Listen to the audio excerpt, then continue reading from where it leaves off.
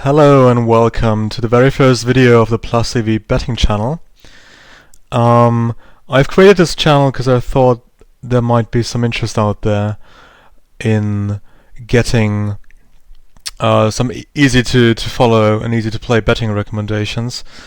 I am a professional gambler and I have been for many years. I have a lot of experience, and so I'm going to share my own bets here in these videos. I will be uploading videos every Thursday and also every Monday should there be midweek games, which is quite often the case. And all these uploads will include a preview with my bets, basically, with the numbers that my algorithm has calculated, as well as a review of the previous bets. So without further ado, it's the 30th of December 2019 today. The next matches are going to be played on New Year's Day.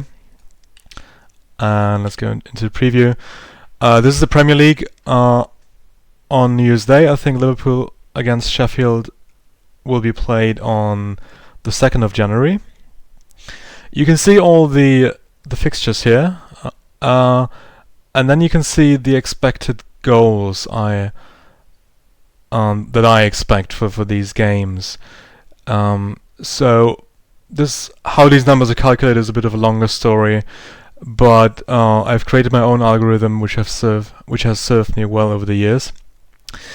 And these are the numbers. You can see, or you know, that you cannot score 1.22 goals in a game, of course.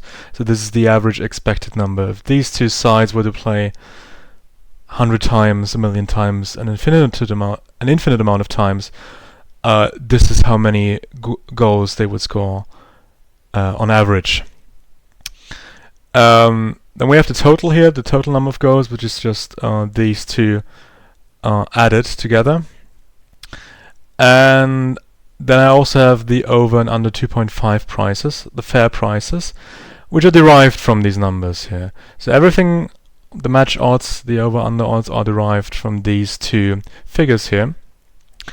And yeah, this is going to be it. If we look at one of the more high-scoring games here, Manchester City against Everton, 3.78 goals expected.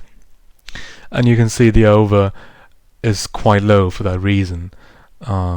So the Asian line would be something like over under 3.5 perhaps. You can see the total number of goals expected for all the home teams and all the away teams, and the total number of all goals.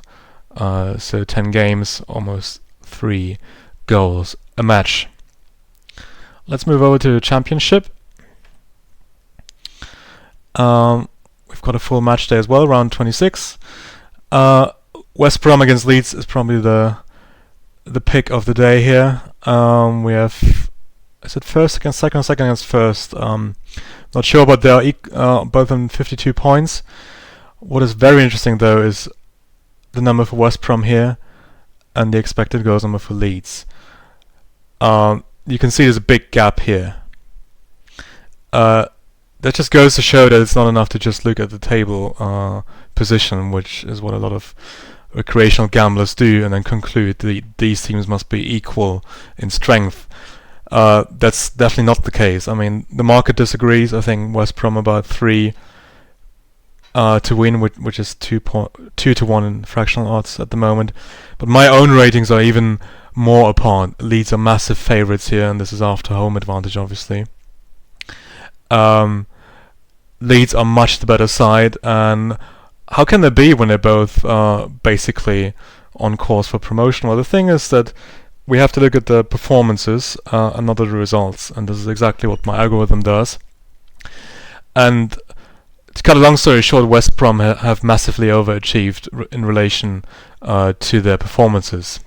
So they've accumulated more points than they have deserved, and with Leeds basically the other way around. They've been quite unlucky in a few games, and they are by far the best team in the division, actually. There's no doubt about that.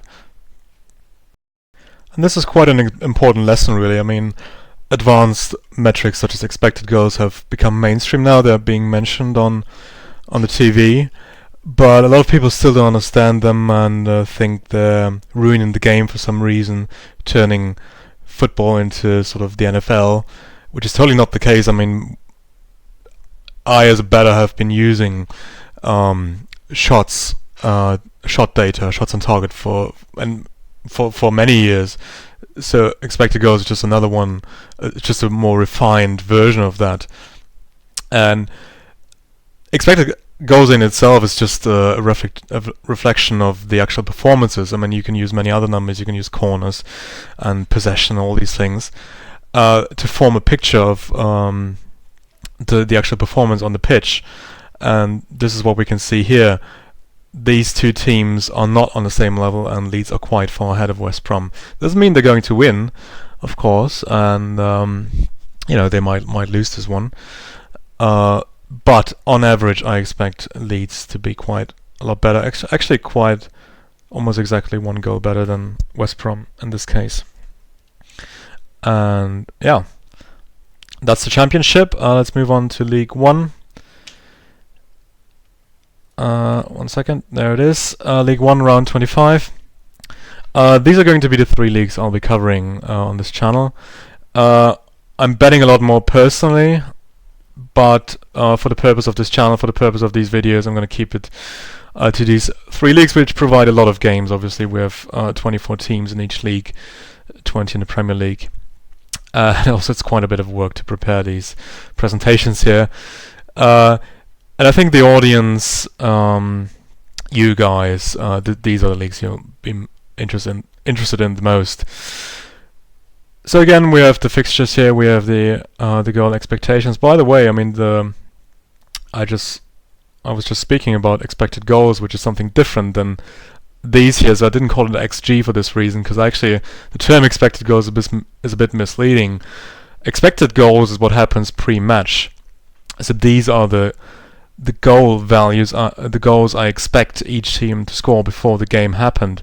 But the XG that's being used now looks back at the matches. So it's not really an expectations. It's sort of a should have been kind of a thing. I mean, that's not as pithy as XG. So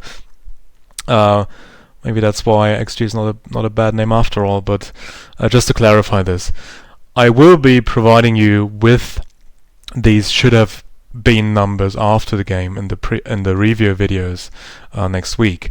So then we can compare. We have Accrington, a big favourite at home to Rochdale, 2.74 to 1.